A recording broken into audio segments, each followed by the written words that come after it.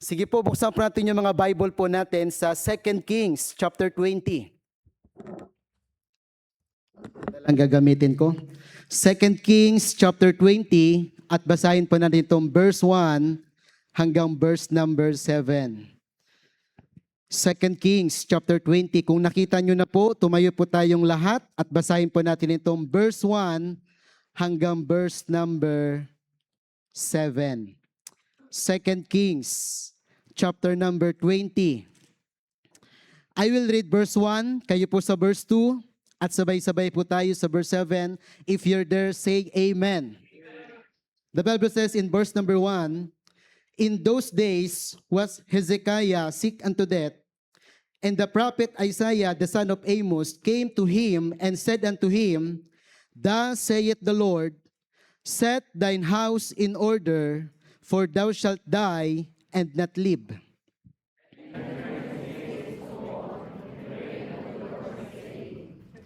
I beseech thee, O Lord, remember now how I walked before thee in truth and with a perfect heart, and have done that which is good in thy sight.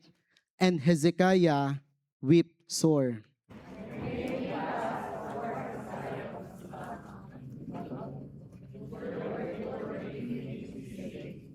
Verse 5, turn again and tell Hezekiah, the captain of my people, thus saith the Lord, the God of David thy father, I have heard thy prayer, I have seen thy tears. Behold, I will heal thee. On the third day thou shalt go up unto the house of the Lord.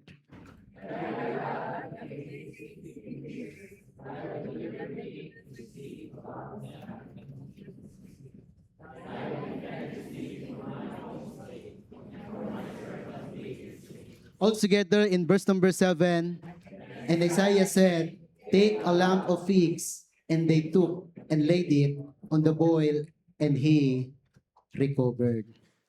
The title of our message this morning is simply, Set Thine House in Order.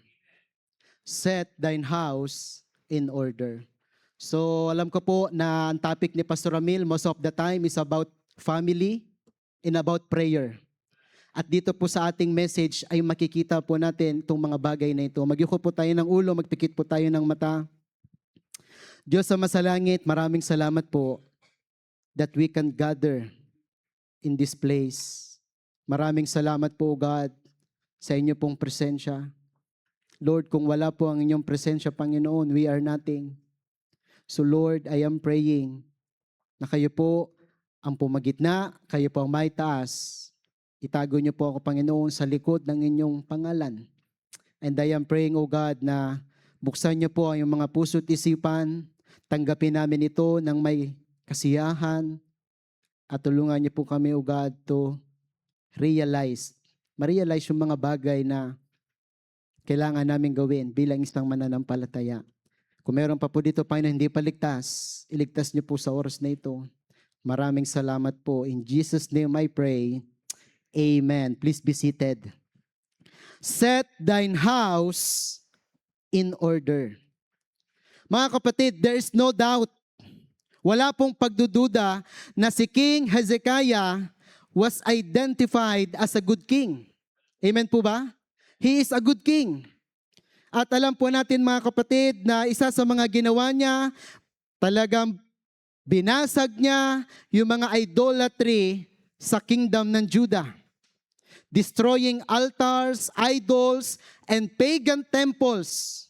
Hindi lang yon, he cleansed out and restored the temple in Jerusalem. And after that, they observed yung Passover. Mga kapatid, yan po si King Hezekiah.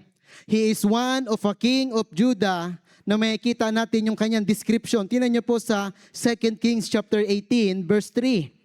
Ito po yung sinabi ng Bible sa kanya. The Bible says, and he did that which was right in the sight of the Lord, according to all that David his father did. Verse 4, he removed the high places and break the images and cut down the groves and break in pieces the brazen serpent that Moses had made, for unto those days the children of Israel did burn incense to it, and he called it Nehostan. Verse 5, he trusted in the Lord God of Israel. Mga kapatid, grabe yung description sa kanya. Amen? So that after he was none like him among all the kings of Judah, nor any that were before him. Verse 6, for he clave unto the Lord and departed not from following, but kept his commandments which the Lord commanded Moses. Verse 7, and the Lord was with him, and he prospered whatsoever he went forth, and he rebelled against the king of Assyria, and served him not. Mga kapatid, yan po si King Hezekiah. Amen po ba? A good king, a good father. At siya din po yung ginamit ng Panginoon to defeat the Assyrian, whose king is King Sennacherib. Amen? Basahin nyo na lang po sa 2 Kings chapter 18 tsaka 19. Di ba? Grabe yon. Sabi nga ng isang military expert na yung nangyari sa buhay sa panahon na ito ni Hezekiah, mga kapatid, ay talagang very unbelievable. Amen? Sipin mo yun, the angel of the Lord, talagang pinatay. Yung mga Assyrian, ginawa lang ni Hezekiah, they prayed. Amen po ba? Kaya mga kapatid, Hezekiah is a good father. He is a good king. But this morning, meron po tayong tatlong bagay na titingnan sa kanyang buhay. Number 1, mabilis lang po tayo, the message of God. The message of God. Tingnan, ano ba yung mensahe ng Panginoon sa kanya? 2 Kings chapter 20 verse 1, the Bible says, in those days was Hezekiah sick unto death. And the prophet Isaiah, the son of Amos, came to him and said unto him, thus saith the Lord, anong sabi ng Bible? Set thine house in order, for thou shalt die and not live. Mga kapatid, makikita natin dito that after the victory, after sa mga ginawa niya sa Panginoon, still at the age of 39, nagkaroon siya ng sakit. At yung sakit na ito is sick unto death. Amen? Mga kapatid, walang sinabi si Bible kung ano yung sakit na yon. But 39 years old. Nung sinabi ito ni Isaiah kay King Hezekiah, batang-bata pa. Amen? Mga kapatid, yung message ng Panginoon kay Hezekiah, I believe, ito rin po yung message sa atin ng Panginoon ngayon.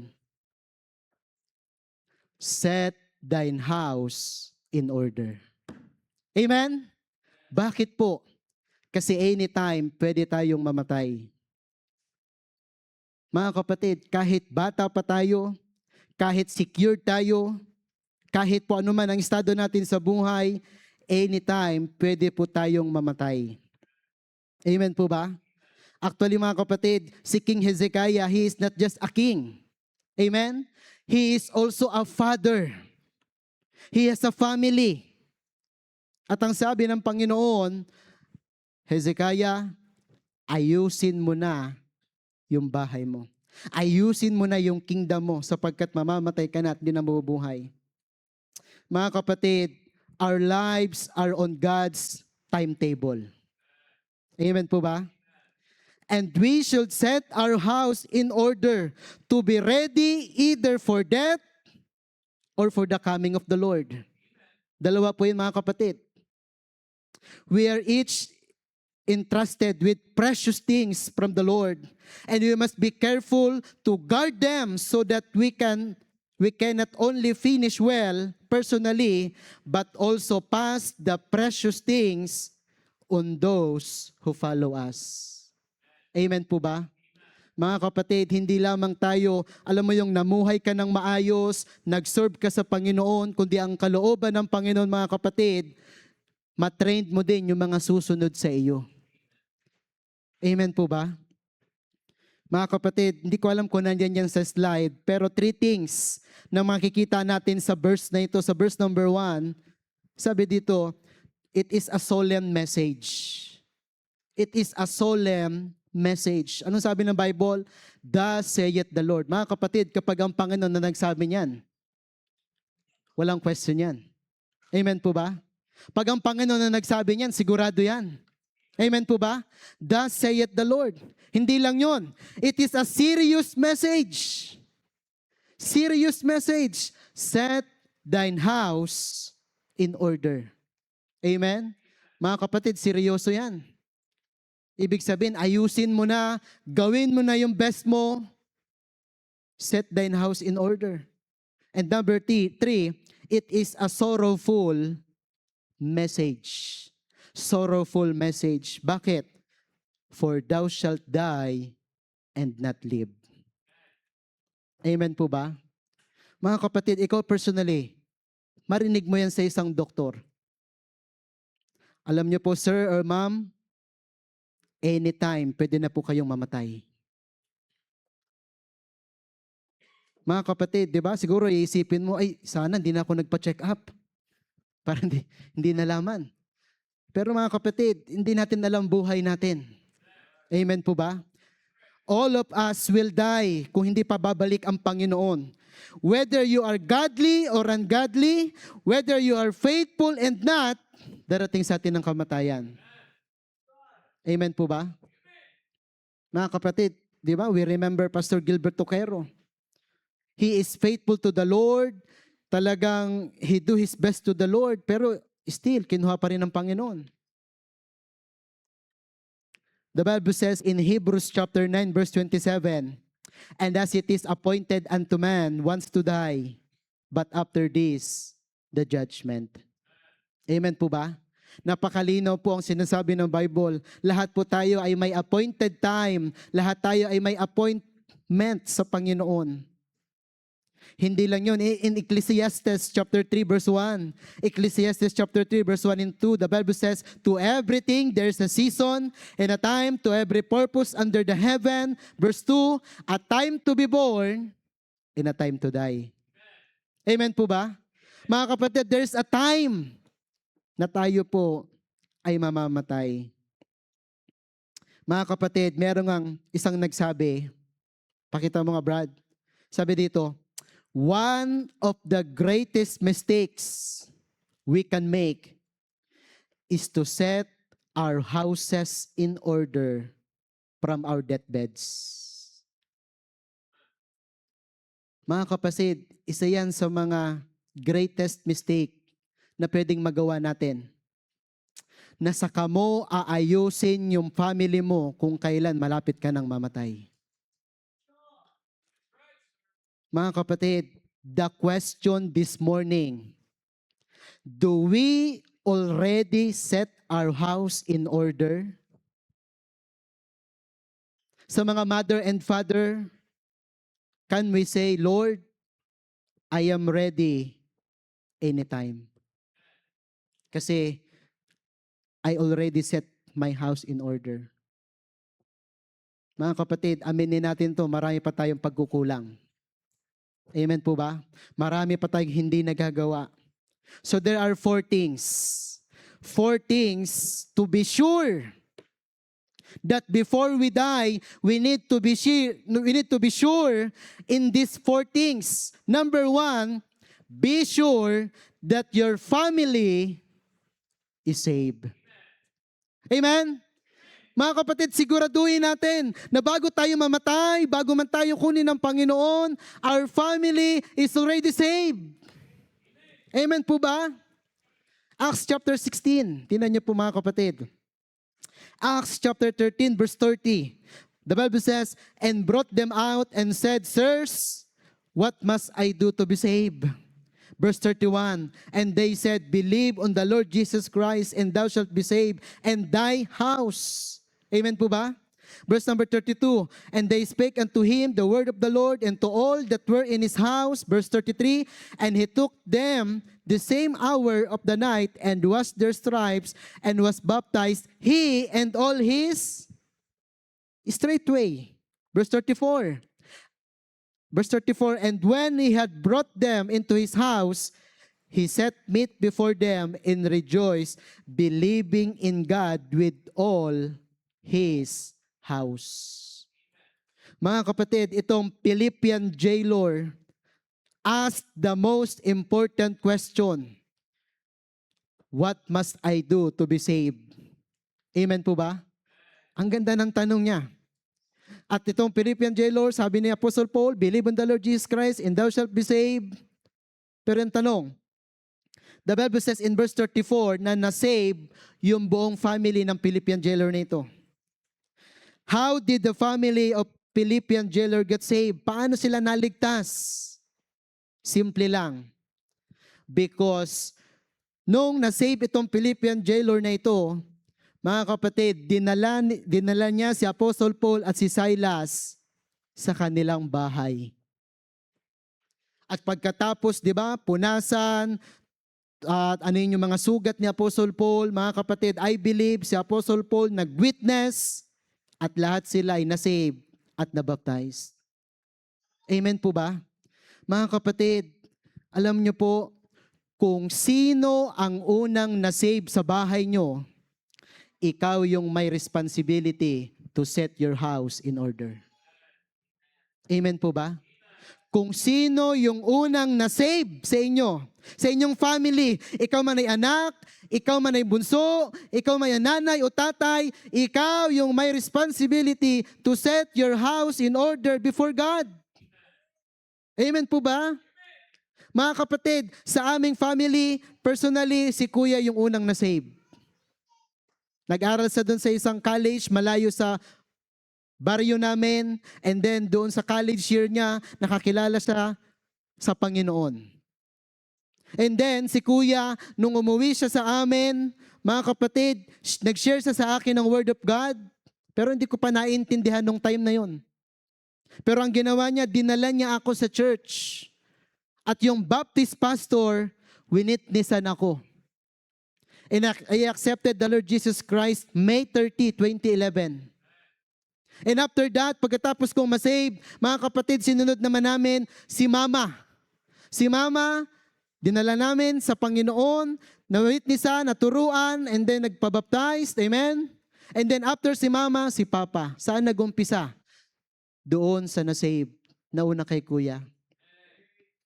Kaya mga kapatid, kung ikaw yung unang na-save sa family mo, responsibility mo yan na bago ka mamatay, madala mo yung family mo sa Panginoon. Mga kapatid, there's nothing wrong if we secure their future because meron tayong savings. There's nothing wrong if we protect them in calamity, in disaster. There is nothing wrong if we give them what they want. But if they are not saved, we lose the most important thing, yun yung kanilang kaluluwa. Amen po ba?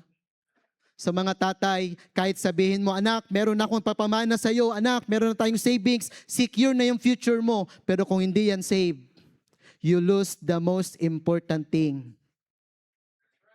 Mga kapatid, we must not just secure their future, but also their eternity sa Panginoon.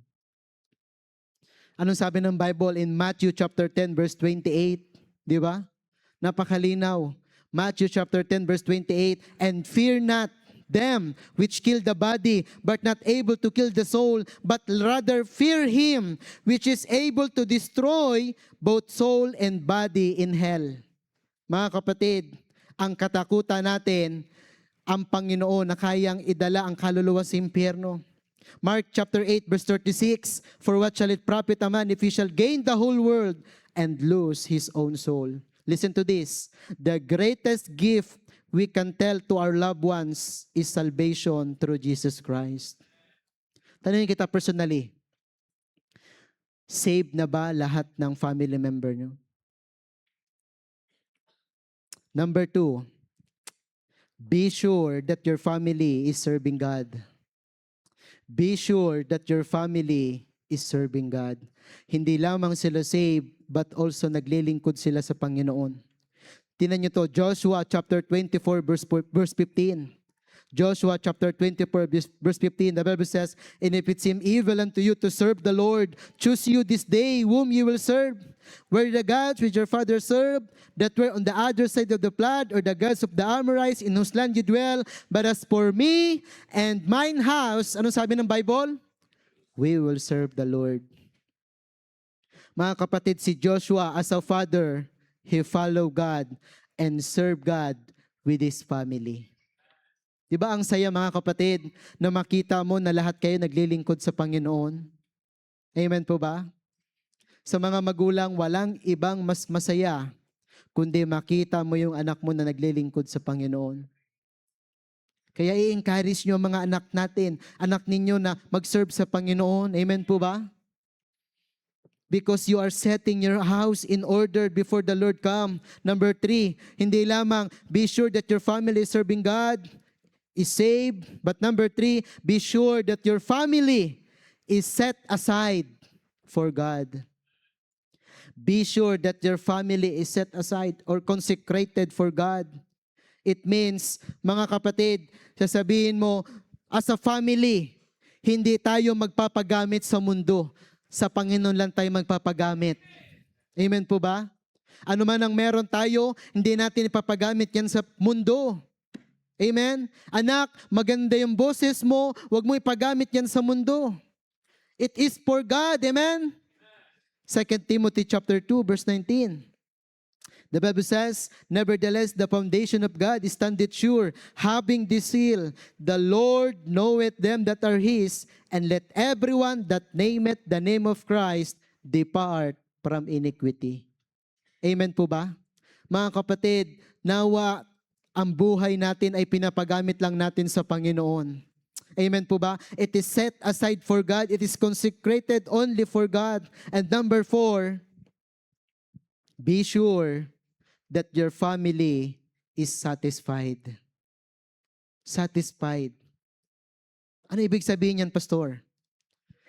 Ibig sabihin yan, mga kapatid, bago dumating ang Panginoon, sana wala kayong mga heart feelings. Amen po ba? Wala kayong sama ng loob sa bawat isa. Wala kayong grudges. Dapat ayusin na natin yung relationship natin sa isa't isa. Amen po ba? Mga kapatid, mahirap yun. As a family, watak-watak kayo. As a family, hindi kayo nagkakasundo. Nag-aaway-away. Tingnan nyo to. James chapter 5 verse 9. Mga kapatid, anong sabi ng Bible?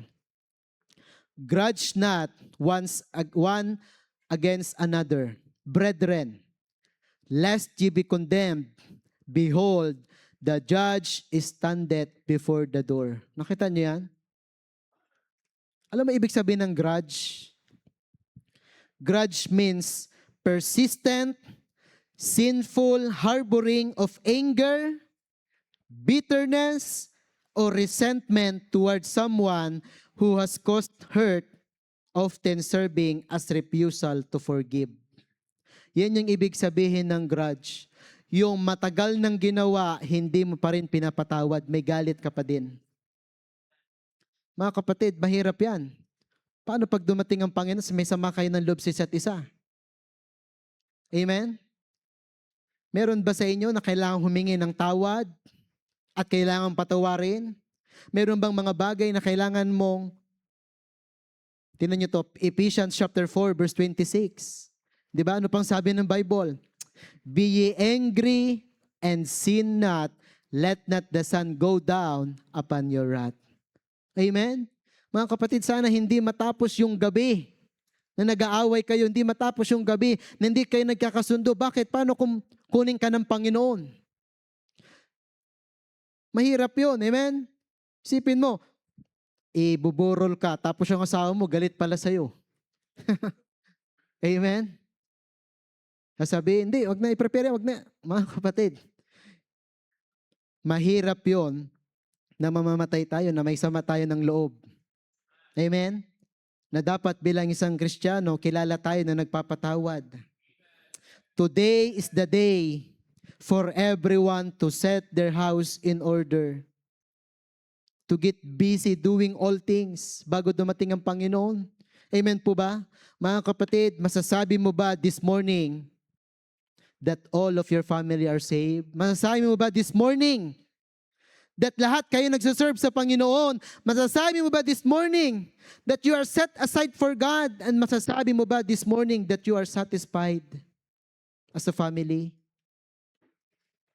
Mga kapatid, next slide, tingnan ito. May isang nagsabi, Di ba? I mean, sinabi ko kanina, one of the greatest mistakes we can make is to set our house in order from our deathbeds. Mga kapatid, di ba? Kapag ang isang tao malapit ng mamatay, may mga habilin yan. Tama po ba? Sasabihin ng lolo, ng tatay, anak, bago man lang ako mamatay, magkasundo-sundo na kayo ha. Yung mana, hatiin nyo ng maayos.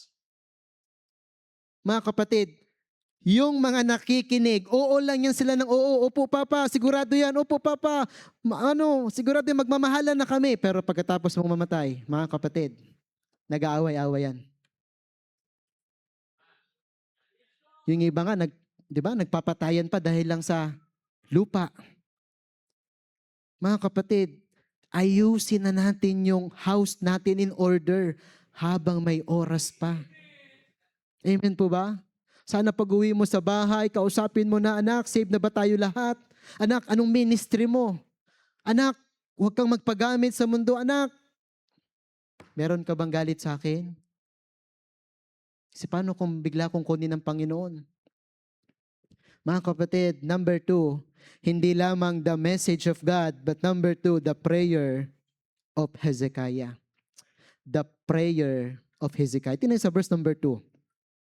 Nung narinig ni Hezekiah, mga kapatid, na yung kanyang sakit is unto death, the Bible says, then he turned his face to the wall and prayed unto the Lord, saying, verse number 3, I beseech thee, O Lord, remember now how I walk before thee in truth and with a perfect heart, and have done that which is good in thy sight. And Hezekiah wept sore. What a simple prayer. What a powerful prayer. Mga kapatid, I believe this is the best way to handle a sudden bad news. Pray. Amen? Mga kapatid, kapag meron ka narinig na balita na bad news, huwag kang magpanik. Huwag kang mag-hysterical. Pray. Amen po ba? Mga kapatid, nung nalaman niyo ni Hezekiah yun, di ba? Tumapat lang siya sa wall. Lord, remember now. Mga kapatid, huwag tayong magpanik. Huwag kang magalit agad. Mag-pray ka. Amen po ba? Hindi natin kontrolado yun. May kontrol ka ba? May kontrol pa ba si Hezekiah sa sinabi ng Panginoon? Mga kapatid, yung prayer ni Hezekiah with confidence and reminded God. Why? Tingnan yung sinabi, di ba? Lord, remember now have I walked before thee in truth and with a perfect heart and have done that which is good in thy sight. And Hezekiah, mga kapatid, nakita niyo yung prayer ni Hezekiah, niremind niya ang Panginoon. At walang masama dyan, amen po ba? Lord, lumakad ako sa iyo. Lord, nag-serve ako sa iyo. Lord, extend mo pa yung buhay ko. Walang masama dyan, amen? Pero syempre, siguraduhin mo na may ginawa ka sa Panginoon, amen? Mahirap yun na sasabihin mo, Lord, extend mo pa yung buhay ko, hindi ko pa nai-enjoy. Lord, extend mo pa yung buhay ko, meron pa ako hindi nagagawang kasalanan. Mga kapatid, Lord, alam niyo po, ito dapat yung prayer natin ngayon. Amen? Lord, please give me more years para makapag-witness pa ako ng madami. Lord, give me more years so that I can serve you more. Lord, give me more years because I want to guide my children. Lord, give me more years. Sapagkat marami pa akong hindi nagagawa sa inyo. Mga kapatid, that must be our prayer. Lord, i-extend mo pa yung buhay ko. Alam niyo po mga kapatid, alam mo kapag ganyan ang prayer mo, siguraduhin mo talaga na mag-serve ka na sa Panginoon. Amen? Alam niyo po, di ba may mga kilala ako, may mga naririnig ako na sabi nila, Pastor, kapag gumaling ako sa sakit na ito, sigurado, Pastor, magba-Bible school na ako. Pastor, pag nakapasa lang ako, Pastor, kapag nangyari ito, sigurado na yan. Pero after that, wala. Mga kapatid, kailangan natin itong i-admit. Sometimes hindi tayo nagpe-pray ng long life. Alam niyo kung bakit? Kasi iniisip natin mahaba pa yung oras natin. Pero hindi natin alam, anytime pwede tayong kunin ng Panginoon.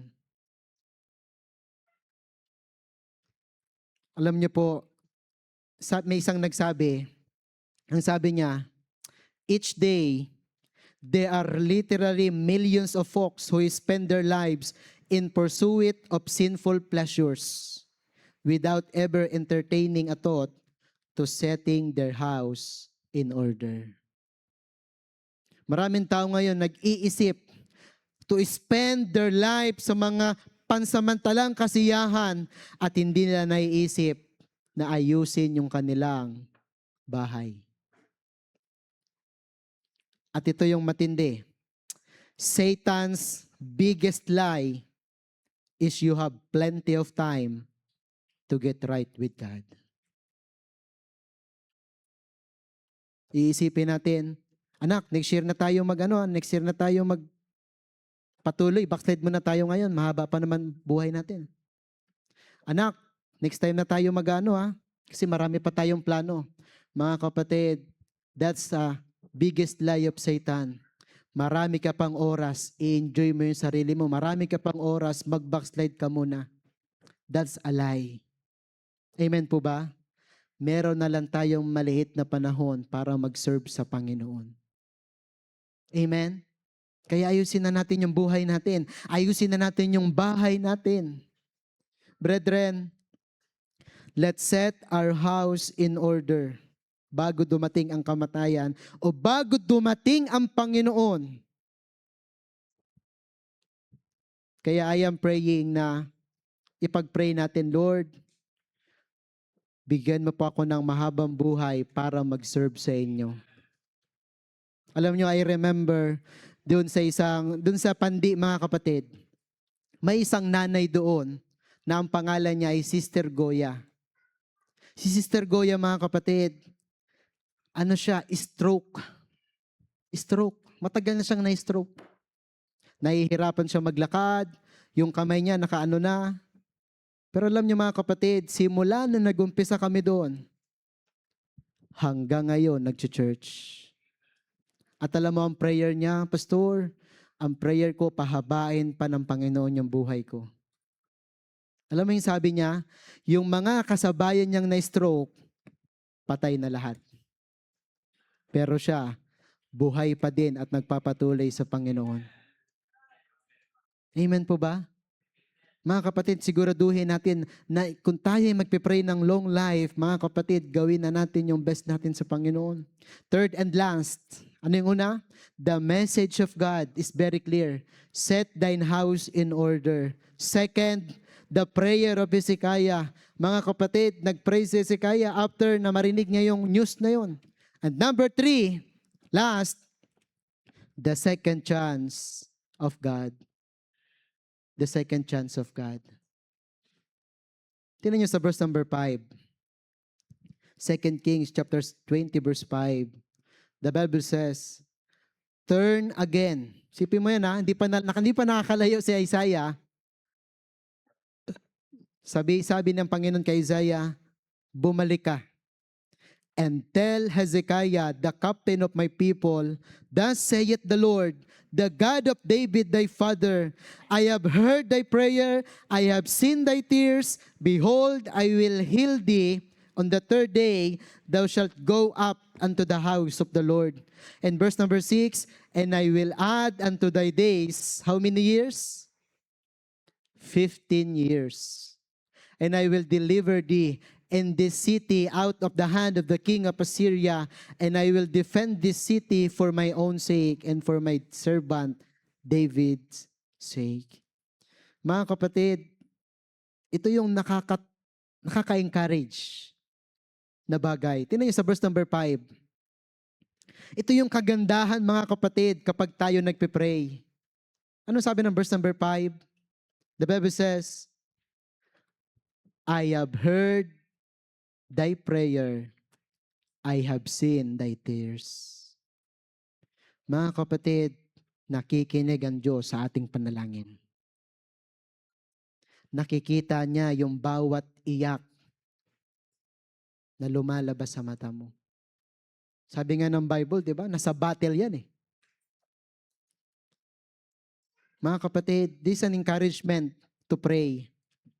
Di ba? Dapat maging masaya tayo na ang Panginoon nakikinig siya ng prayer natin.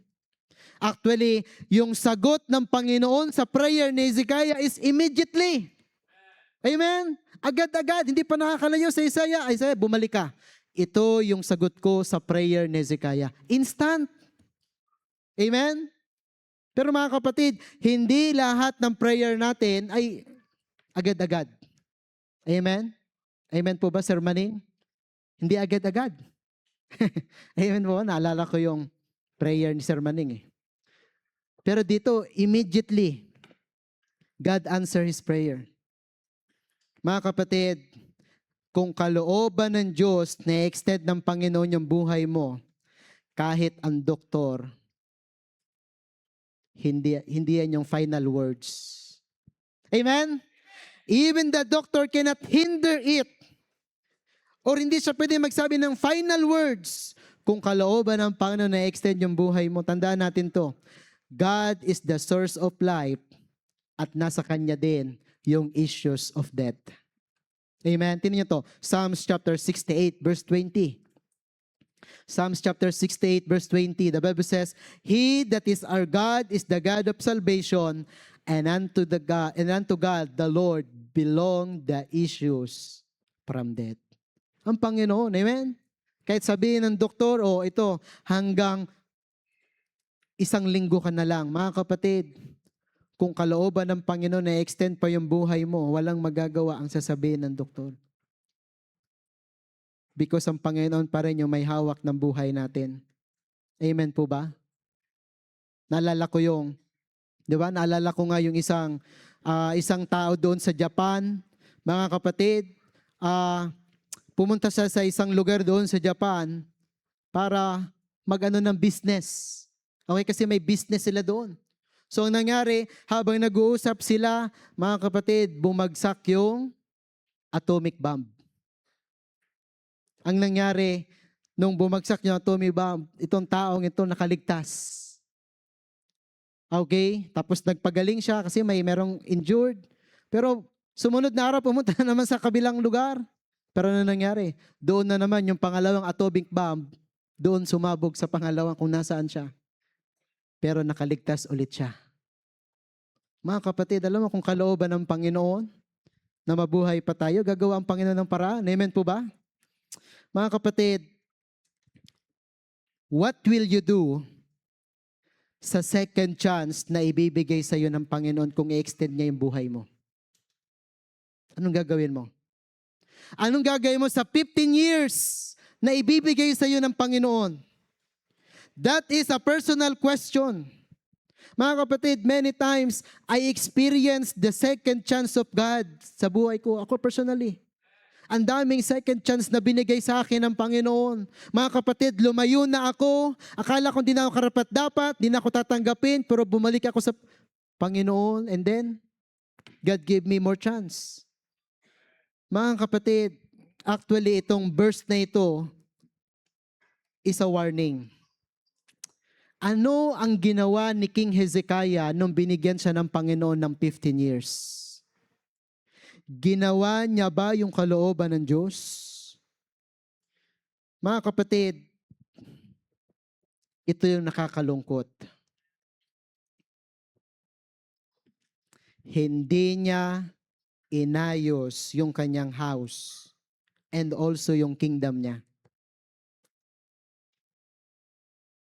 Mga kapatid, tingnan niyo to. Next slide. Sabi dito, God's answered prayer require us to consider what He truly wills for our lives. Tagalogin ko. Kapag nag-pray tayo sa Panginoon at sinagot ng Panginoon yung prayer natin, gawin mo din yung kalooban ng Diyos sa answered prayer na yan. Parang ganito, Lord, nagpipray ako ng business. Sinagot ng Panginoon. Then, Gawin mo yung best mo, magbigay ka sa Panginoon. Ang problem kasi, once sinagot ng Panginoon yung prayer natin, nakakalimutan na natin ang Panginoon. Nakakalimutan na natin ang Panginoon. Mga kapatid, si King Hezekiah, habang gumagaling yung katawan niya, yung kanyang spiritual na buhay naman, bumababa. Bakit? Nung time na ito, yung King of Babylon, narinig niya na gumaling si Hezekiah miraculously. Okay? Gumaling. So anong ginawa ng King of Babylon? Nag-send siya ng mga tao para i-congratulate si King Hezekiah. Pero imbis na si King Hezekiah ibalik ang kaluwalhatian sa Diyos, anong ginawa ni King Hezekiah? Pinakita niya lahat ng kayamanan niya sa mga taong ito. Tingnan niyo to. 2 Kings chapter 20 verse 13. And Hezekiah hearkened unto them, and showed them all the house of his precious things, the silver and the gold and the spices and the precious ointment, and all the house of his armor, and all that was found in his treasures. There was nothing in his house, nor in all his dominion, that Hezekiah showed them not. Mga kapatid, alam nyo, na-displease ang Panginoon eh. Nalungkot ang Panginoon. Alam niyo kung bakit? Tingnan niyo, 2 Chronicles chapter 32 verse 31. Ano sabi ng Bible? 2 Chronicles chapter 32 verse, ano yan Brad? Verse 31. Okay? 31. Tingnan niyo mga kapatid, bakit ganyan yung ginawa ni King Hezekiah? Actually, sinusubukan siya ng Panginoon eh. Sinusubukan siya ng Panginoon. Howbeit, in the business of the ambassadors of the princes of Babylon, who sent unto him to inquire of the wonder that was done in the land, God left him to try him, that he might know all that was in his heart. Sinusubukan si King Hezekiah. Pero ang problem, si Hezekiah nagkaroon na ng pride. Na imbes ibalik sa Panginoon yung kaluwalhatian, sabi niya, ito, dahil to sa akin. Mga kapatid, ang dyablo ay atake pagkatapos sagutin ng Diyos yung prayer mo. Aatakihin ka niya kung gagawin mo ba yung kalooban ng Diyos, kung magbibigay ka ba ng kaluwalhatian sa Diyos. Di ba? Mga kapatid, si King Hezekiah, yung kay King Sennacherib, pinagpray niya, Lord, kalooban niyo ba to, Lord? Pero nung time na ito, hindi na nagpray si King Hezekiah. Pinakita niya lahat. Next slide. He's taken God's favor and twisted it into an opportunity to display his own pride. Nakita niyo yan? Mga kapatid, nandun na yung favor ng Panginoon. Pero ang ginawa niya, he twist it into an opportunity to display his own pride. Kailangan nating mag-ingat mga kapatid. Because after the blessing, after the answered prayer, there is a tendency na magkaroon tayo ng yabang. Alam nyo, sometimes, mas maganda pa yung ginagawa natin sa panahon ng sickness kaysa nung magaling tayo. Di ba? Nung may sakit si Hezekiah, nagpe-pray siya, nag-worship siya, pero nung gumaling na siya, nakalimutan niya ang Panginoon. Mga kapatid, kagaya tayo ni Hezekiah, madali nating kalimutan ang Panginoon. Di ba? Kapag may storm, tumatawag tayo sa Panginoon, pero kapag may sunshine, wala na. Kakalimutan natin ang Panginoon. Mga kapatid, anong result sa desisyon ni Hezekiah? Mga kapatid, sabi ni Isaiah, yung Babylon pupunta dito sa Jerusalem, kukunin lahat ng kayamanan mo. kukunin lahat, pati pamilya mo, kukunin lahat ng tao. Dahil sa wrong decision. Mga kapatid, alam mo ang prayer ko sa Panginoon, Lord, kung i-extend mo man yung buhay ko na mapapahiya ang inyong pangalan at mamumuhay ako sa pride, mas maganda kunin na lang tayo ng Panginoon. Amen po ba? Kaysa mamuhay pa tayo ng 15 years na napapahiya natin ang pangalan ng Panginoon.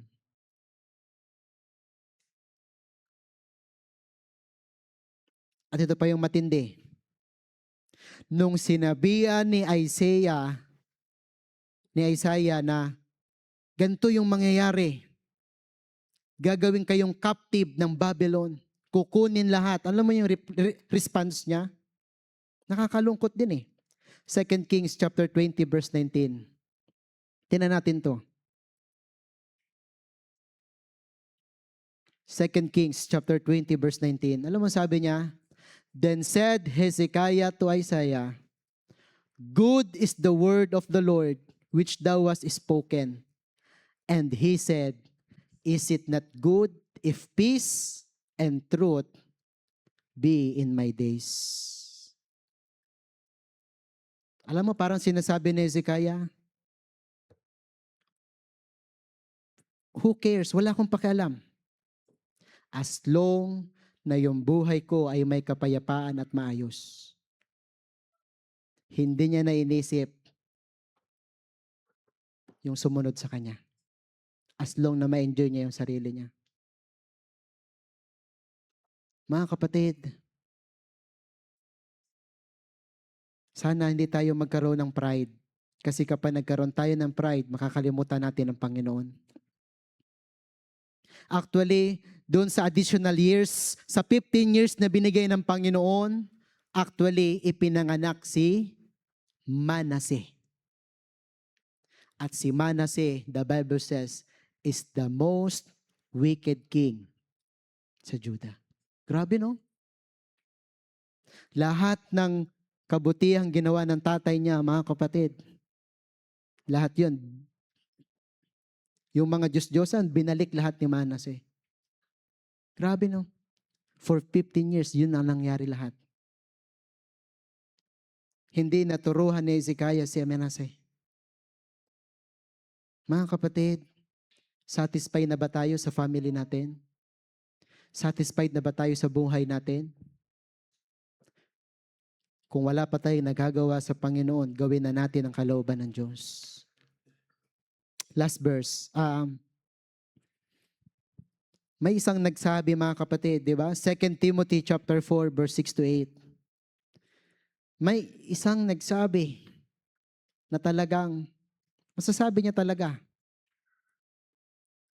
ginawa niya yung best niya sa Panginoon. 2 Timothy chapter 4, verse 6 to 8. Verse 6. Sabi ni Apostle Paul, For I am now ready to be offered, in the time of my departure is at hand. Verse 7. I have fought a good fight. I have kept the faith. I have finished my course. I have kept the faith. Verse 8. Henceforth, there is laid up for me a crown of righteousness. Mga kapatid, alam nyo, masasabi ba natin yan, Lord, kunin nyo na ako kasi nagawa ko ng kalooban nyo. Or, Lord, bigyan mo po pa ako ng mahabang taon para mag-serve sa inyo. Next slide. And last statement. If we want to set our houses in order, tandaan natin to, we must set first our hearts to God in order. Ayusin muna natin yung puso natin sa Panginoon. Dapat naka-align yan, naka-order yan. Tandaan natin to, God is the God of order. Ayaw ng Panginoon ng magulo. Ayaw ng Panginoon ng pabago-bago. Ayaw ng Panginoon ng hati. Kung sa Panginoon ka, sa Panginoon ka. Kung sa mundo ka, sa mundo ka. Set your hearts to God before you set your house in order. I pray, mga kapatid, na gumawa tayo ng decision ngayon Because the message ng Panginoon kay Hezekiah is the message of God today. Malapit na tayong mamatay, set thine house in order. Magiko tayo ng ulo, magpikit tayo ng mata, tumayo tayong lahat.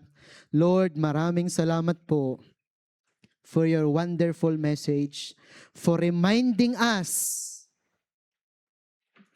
na anytime, Panginoon, kami po ay mamamatay. Lord, meron lamang kaming kaunting panahon.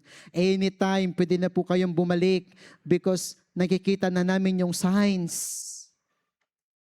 But Lord, meron kayong patience.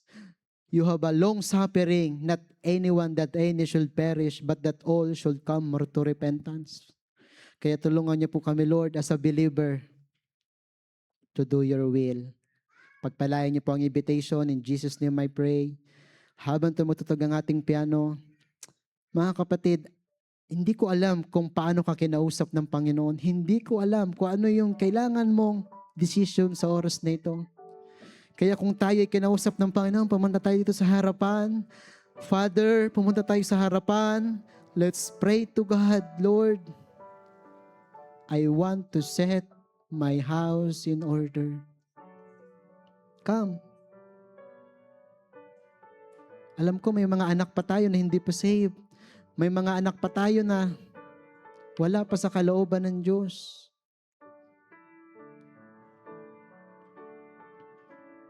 Mga kapatid, if God will answer your prayer, be sure na gawin natin ang kalooban ng Diyos. Kasi pwedeng last chance na yan eh.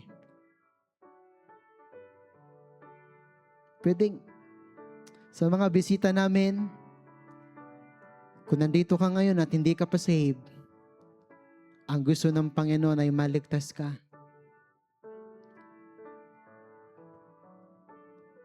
Sabi ng Bible, Romans 3:23, lahat tayo ay nagkasala. Aminin mo ikaw yung makasalanan dahil sa kasalanan mo, papunta ka sa impyerno, hindi mo kaya iligtas sarili mo. Ngunit ang Panginoon pumarito para bayaran ang kasalanan mo. Kung ikaw ay hindi paligtas, huwag kang lalabas sa tahanan ng Diyos nang hindi ka paligtas. Brethren, siguro kinakausap na tayo ng Panginoon. Secure at assure na natin yung family natin, yung sarili natin, naka-tune in na sa Panginoon, naka-order na. Without reserve, without retreat, papatuloy tayo sa Panginoon.